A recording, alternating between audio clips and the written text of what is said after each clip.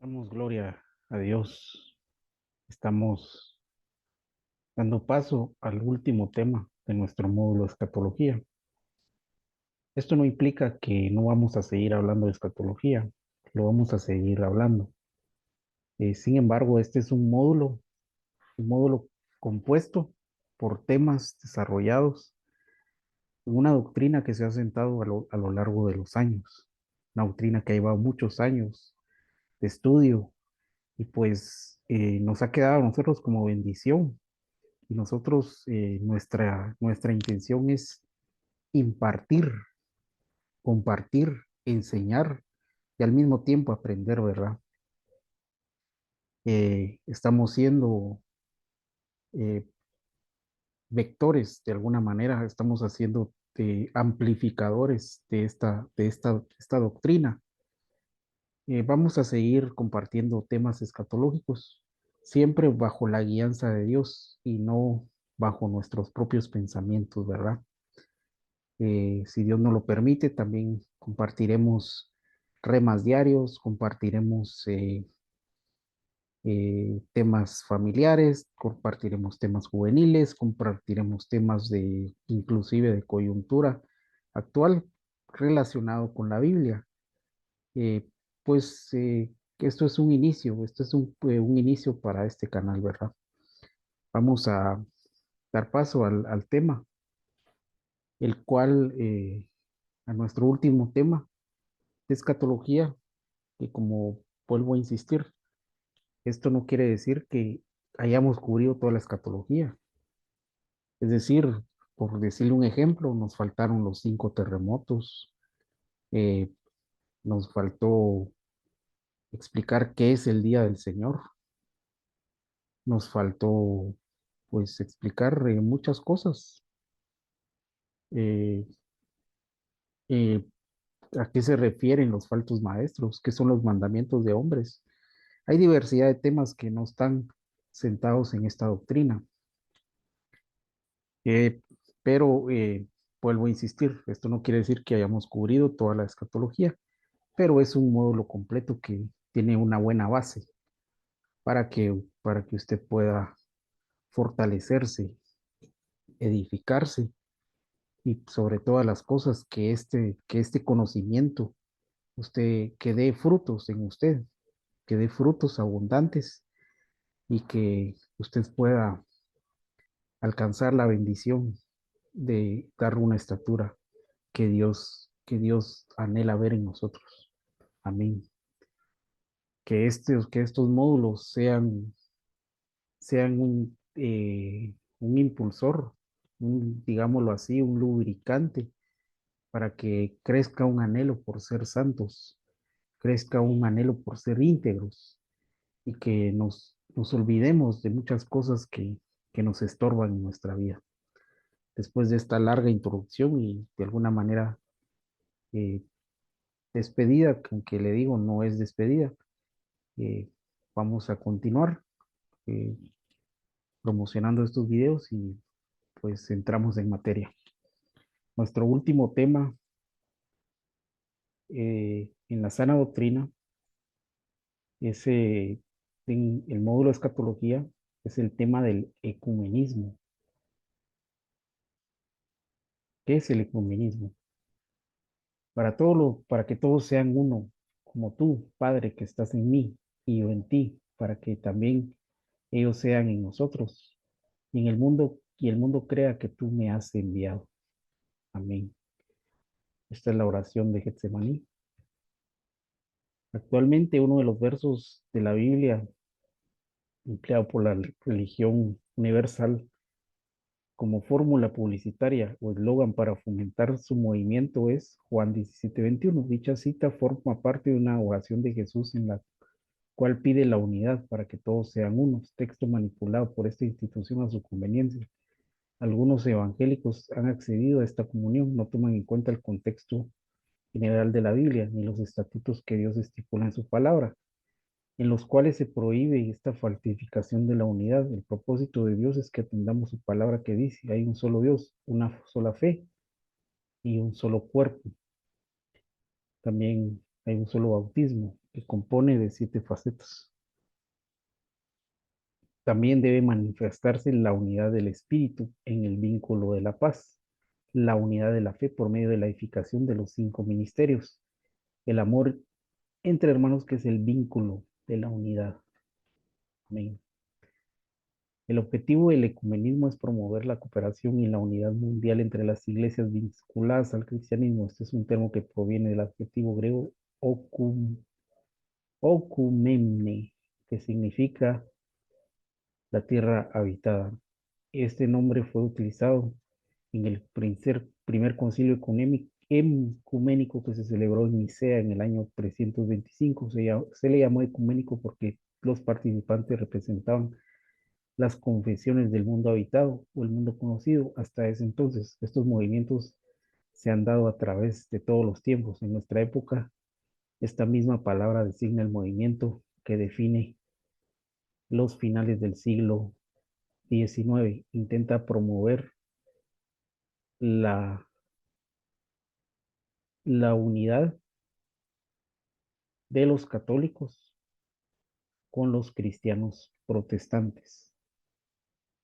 El término usado se deriva de okios, que significa gobierno de la casa, familia y habitación y pueblo. También del término icoetes, significa pariente, amistad, de okieo, que significa reconciliarse, estar familiarizado. Un decreto sobre el comunismo promulgado en 1964 ya no hizo énfasis que los evangélicos están apartados de la autoridad del Papa, sino fue dirigido para denominar a los cristianos protestantes como hermanos separados, dando a entender que aunque estaban lejanos, eran familiares. Amén. Otro término usado en iocodemo significa administrar, ejercer la responsabilidad de la casa. En el Nuevo Testamento, este término utiliza para indicar la construcción de la iglesia o indicar el proceso de su edificación. El ecumenismo evoluciona y la consolidación de algunas iglesias protestantes y católicas ha progresado con rapidez. Durante 1980 y 1990 este movimiento se ha caracterizado por el acuerdo mutuo producido entre grupos implicados en relación al consentimiento de hacer comunes cuestiones doctrinales. En el pensamiento del ya fallecido Juan Pablo II, el significado de oicodemo adquiere un sentido muy importante. Él asume que la edificación de las nuevas comunidades cristianas estará específica de los apóstoles. Basado en esta idea, el papado quiere asumir el papel de apóstol al unificar los términos que describen este movimiento: oicumene, oikos, oikeo, oikodomeo, llevar a pensar que esta entidad religiosa nos quiere engañar y motivar la decisión de unirnos bajo un mismo techo, hacernos una misma familia, tener una reconciliación y someternos a un gobierno religioso común. Veamos su principal argumento. Uno, permitamos edificar juntos porque buscamos a un solo Dios. Quiero hacer, quiero hacer una pausa y quiero dejar sentado de que aquí estamos estudiando lo que es el ecumenismo y lo que ellos buscan. No estamos diciendo de que estamos de acuerdo. Espero, espero haberme dado a entender. Creo importante hacer esta observación. Amén. Esdras capítulo 4 versículo 2. Presentaron a Zorobabel, a Josué y a los jefes de familia y les dijeron, permítanos edificar junto con ustedes porque también buscamos al mismo Dios. Esdras 4, versículo 2. Antiguamente utilizaron esta frase los enemigos del pueblo de Dios cuando les denegaron su participación, utilizaron la intimidación, la acusación y el soborno para frustrar la obra de Dios. Esdras capítulo 4. Lamentablemente este movimiento religioso está creciendo. La razón es que mucho pueblo cristiano no se deja capacitar por los 5 ministerios que Dios concedió en la iglesia. Estos creyentes están siendo engañados por los vientos de doctrina que están manifestándose en los últimos tiempos. Previo a que se manifieste la falsa unidad de la iglesia, la tierra se debe manifestar en los creyentes una seducción, en donde se va a hacer notorios los siguientes errores. ¿Cuáles son esos errores? Veamos. La herejía, el primer error. En el griego se conoce como airesis y significa hacer una elección, tener una opinión. En términos generales, es un error en materia de fe sostenida con terquedad, conduce a la división, formación de sectas. Elegir en el término griego indica que una herejía es algo propio de una persona. El origen de las herejías puede ser motivado por las obras de la carne, como por ejemplo impureza y libertinaje. El apóstol Pablo advirtió dentro de la iglesia que las herejías serían promovidas por los falsos maestros. Actualmente somos testigos de esa realidad. Puede ser que una doctrina sea cierta en sí mismo, pero no se convierte en herejía cuando es exagerada o no concuerda con el texto bíblico general. Dios ha establecido en su palabra todo lo que necesitamos saber. Al verdadero creyente no le es dado elegir o vivir según su propia opinión, sino obedecer lo que ésta dice. La Biblia habla, este es un paréntesis, la Biblia habla, no seáis sabios en vuestra propia opinión, dice la Biblia. También dice la Biblia, no os hagáis maestros, no seáis que recibáis mayor condenación. Probablemente, y estoy convencido de ello, que el apóstol Santiago hablaba de no os hagáis falsos maestros. No decía no os hagáis maestros, sino decía no os hagáis falsos maestros. O no os hagáis falsos testigos. Es decir, conocer la palabra, pero no practicarla y ponerla por obra. Amén. Vamos a cerrar este paréntesis. ¿Cuál es la segunda? La blasfemia. Este tema ya lo vimos anteriormente, ¿verdad? Eh, Sin embargo, no me importa repetir las mismas cosas si para vosotros es de provecho, dice el apóstol Pablo. En el griego se conoce como blas- blasfemia y significa en términos generales calumniar o hablar de estupideces, abarca cualquier acto ofensivo contra la majestad divina, santo Dios. Por ejemplo, violar sus estatutos cuando hacemos un análisis escatológico. Observamos que la Biblia advierte que en los últimos tiempos se generalizarán muchos hombres ese pecado, pero este pecado lo cometen los que andan en la carne, los injustos e ignorantes de las verdades divinas. La apostasía es el proceso de involución de un cristiano. Esta palabra se traduce del vocablo griego apistemes, que significa volverse atrás y recaer. En términos generales representa el abandono y rechazo de la verdadera fe, dándole un sinsentido escatológico. La Biblia nos enseña que el día del Señor no puede venir sin que antes se manifieste la apostasía generalizada o abandono de la fe cristiana en relación con la aparición del anticristo.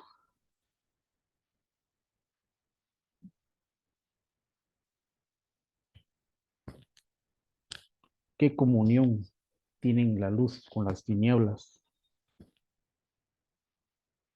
Segunda de Corintios 6:14. No estéis unidos en yugo desigual, como con los incrédulos, pues ¿qué asociación tienen la justicia y la iniquidad? ¿O qué comunión tienen la luz con las tinieblas? La justicia y la iniquidad no tienen nada en común. Sin embargo, la Babilonia religiosa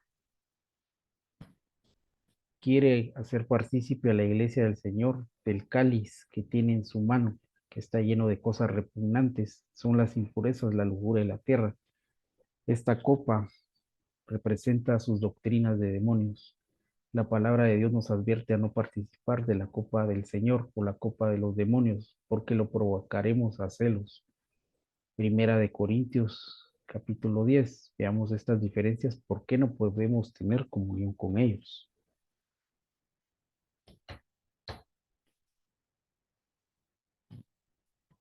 ¿Qué acuerdo hay en el templo de Dios y los ídolos? La palabra mencionada de un modo contundente que nosotros somos templo y morada de espíritu. Por otro lado, notamos que la religión romana que ofrece que sirvamos y alabemos juntos al mismo Dios, mientras que ellos llevan siglos de tradición en lo que respecta a la devoción, honra y oración y hasta adoración a ídolos. Practican ritos que se ejercían miles de años atrás. Por ejemplo, el culto a la Reina del Cielo no ha variado, es el mismo que Israel tenía cuando vivió en apostasía. Por causa de estas abominaciones, la tierra de Israel fue puesta en asolamiento, en espanto y en maldición. Ellos ofrecieron incienso, pecaron contra Dios, no obedecieron su voz, ni guardaron su ley, ni sus estatutos, ni sus testimonios. Por lo tanto, les vino un gran mal. Jeremías 44, versículo 25 al 27. ¿Qué concordancia tiene Cristo con Belial? Segunda de Corintios, capítulo 6. En el idioma griego se traduce como maldad e indignidad. El apóstol Pablo en este verso lo nombra como una personificación de la maldad. Este idioma hebreo se traduce paliyá, al que significa malo, perverso, pestilente, destructor, hijo de Belial. Mientras que el Señor vino a predicar las buenas nuevas de salvación, a ser discípulos, a buscar adoradores para el Padre. Belial es un destructor y jamás puede llegarse a un convenio con él o con sus hijos, porque estos últimos han seducido a los que creyentes para que vayan en pos de de dioses que ellos no conocen. Por, vuelvo a repetir, porque estos últimos han seducido a creyentes para que vayan en pos de dioses que ellos no conocen. Deuteronomio capítulo 13, versículo 13. Cuando se manifiesta una perversión como esta, Dios decreta juicio de destrucción y muerte a espada contra los propagadores de tales cosas. Amén. Vamos a continuar con nuestro tema. En el tiempo antiguo Israel provocó al celo del Señor, yéndose detrás de las imágenes talladas. Dios se enojó y aborreció a Israel y lo abandonó. En el último tiempo el enemigo hace una oferta similar. Cuidémonos y apartémonos para Dios, porque Él nos anhela celosamente. Creo que aquí estamos terminando.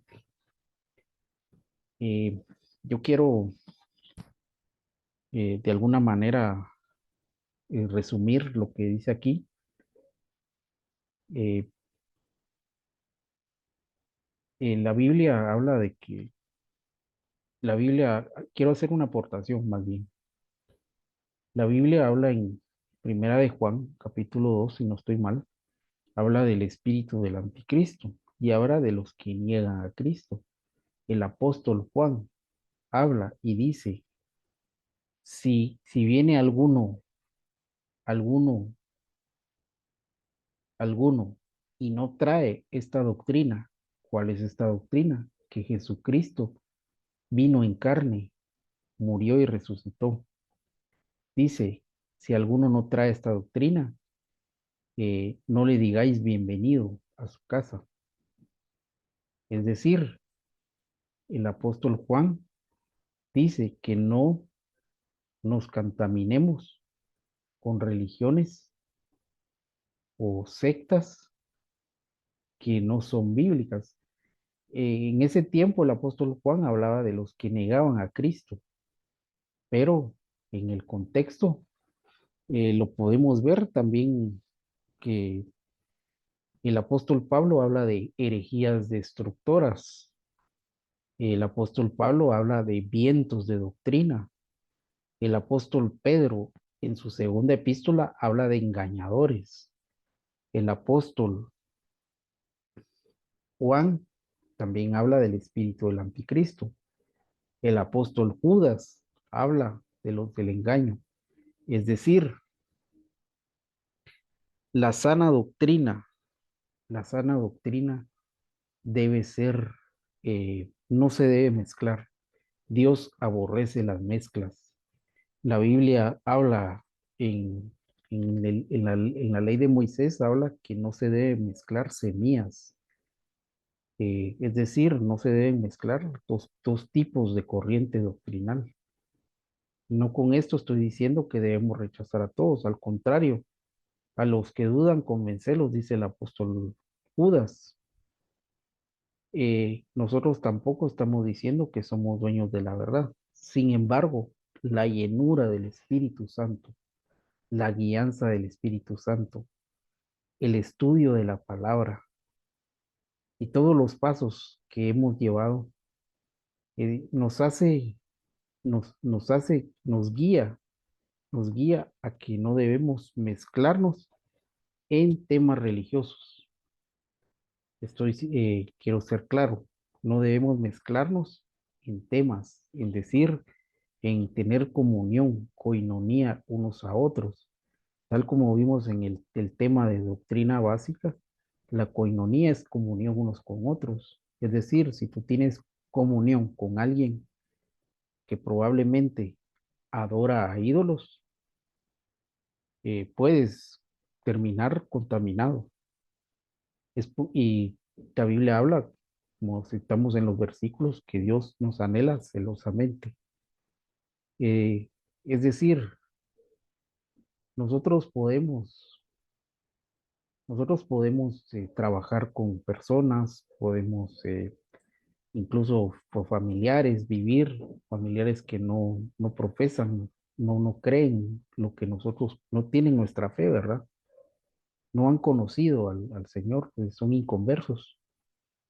Eh, entonces, no por eso los vamos a desechar, pero adorar, congregarnos juntos, eso ya es muy diferente. Eso ya es, eh, pues, es algo que con base a la Biblia no es agradable a Dios. Dios aborrece las mezclas.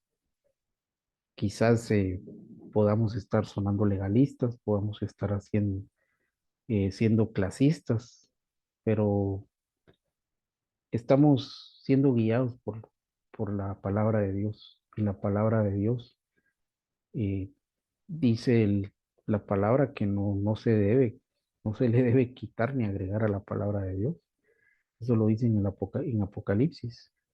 Quien quite o quien quite, dice, yo le quitaré su parte del árbol, en el árbol del libro en el árbol de la vida, quitaré su parte.